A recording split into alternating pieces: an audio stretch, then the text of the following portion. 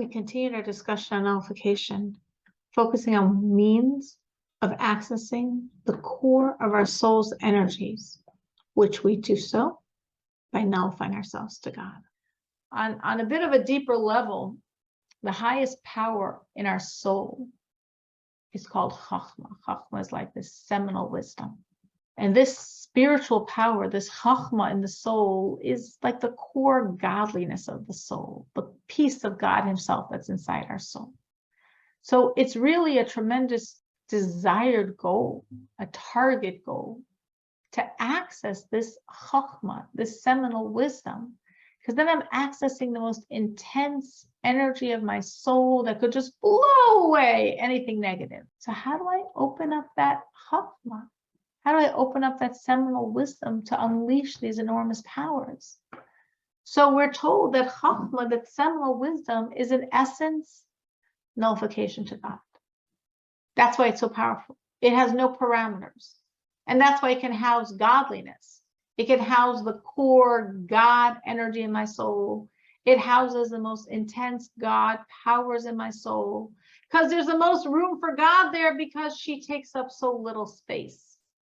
So seminal wisdom, Chachma, is all about nullification.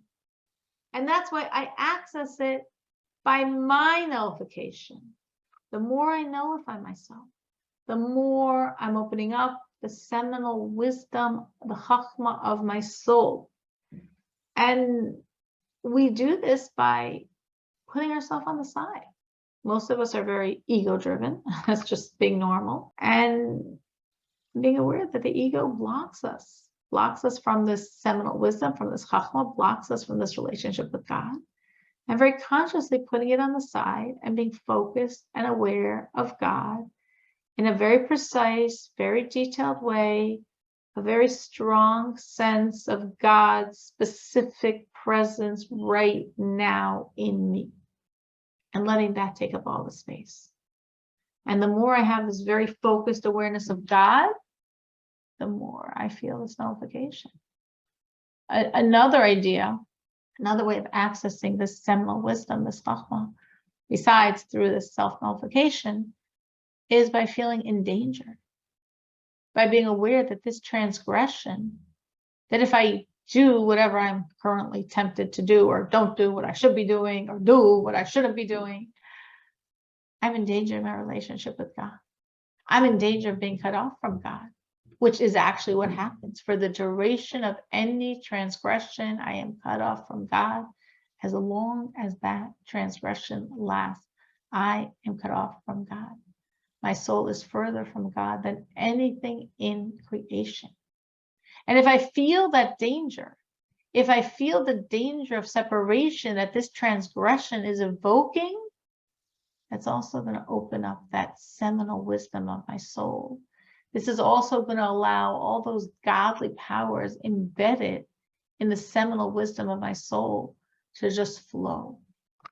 So I know we had sort of a shorter class tonight. I sort of went very quickly because of the discussion we had previously. But I did want to briefly get through these ideas and to try to make this practical. The reason why I feel it's really important for this to be practical is because, as we said, nullification is the magnet that attracts God to you. If you want God in your life, be nullified to him. We want God in our lives. That's the source of all blessing, of all joy, of all positivity, of all hope, is having God in our life. So nullification is not like, that's a beautiful topic. That's such a nice topic. That's such a nice theoretical concept. No, it's not a nice, pretty theoretical concept. It's very practical, because it's what brings God in. Nullification is the magnet that attracts God. You want God in your life. You want his presence. You want his blessings. You want his joy. You want the harmony. You want the positivity of God in your life. Then you, on a very practical basis, want nullification.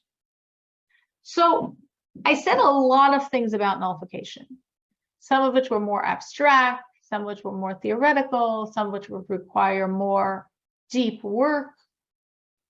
I want to review from everything I said, and I said quite a lot, the 4 most foundational practical ideas.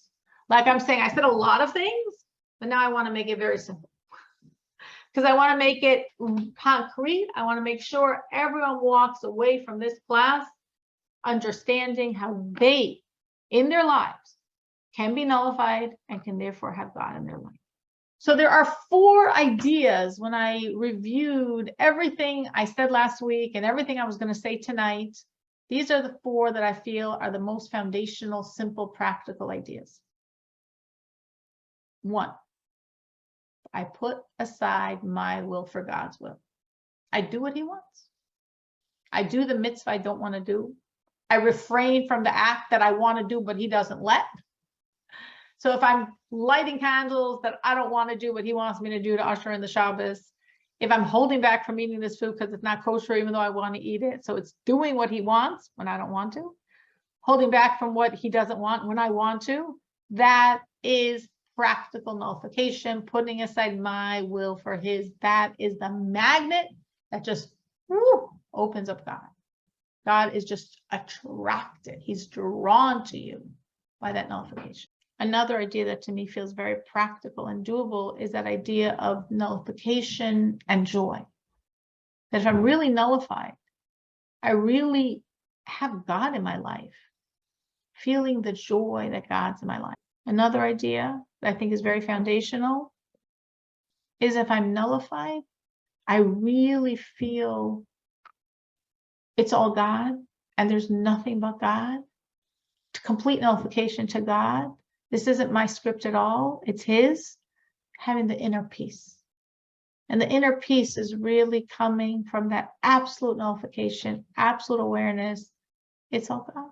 And that's what it is. So it's good. It's God. And the 4th idea that I also felt could be very doable, which sort of combines, in a sense, the idea of the inner peace and the joy, is nullification and feeling joy that I'm living the life God is giving me.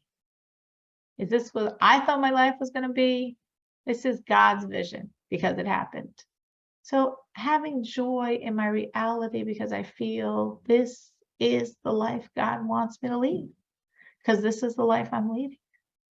So joy in that nullification and that deep awareness that what's happening in my life is because this is what he wants. And I'm nullified to him and his will. So what I wanted, that's why I'm just reviewing this one more time, is if everyone, obviously myself included, can think over these 4 ideas. So I gave many more ideas, but now I'm trying to simplify it. So I'm just highlighting 4. Putting aside my will for God's, nullification and joy, nullification and inner peace, nullification as expressed in my joy that I'm living the life God gave me. If each one of us could select one of these 4, the one that most resonates with you, the one that most you feel is accessible and doable, and think how you're going to apply it. You know, which one of these 4 could you see working through, putting aside your will for God's will, nullifying yourself and feeling the joy that you're with God, nullifying yourself and feeling the peace that it's all God, nullifying yourself and being joyous in the life he's giving you. Which one most relates to your world? Which one would you feel you could do? And then it'd be really awesome if people could share what they selected and how they see they could apply it. Okay, I can start. Sure. Number 1, to put myself aside, nullify myself. So the practicing waking up earlier, since I added more prayers in the morning. So that's my part, to sacrifice my sleep, wake up earlier, to be more organized in the morning, to do the routine. Like today, I had to be at work early, so I finished I started praying at home, but finished at work. It happens sometimes. Yeah. It happens sometimes.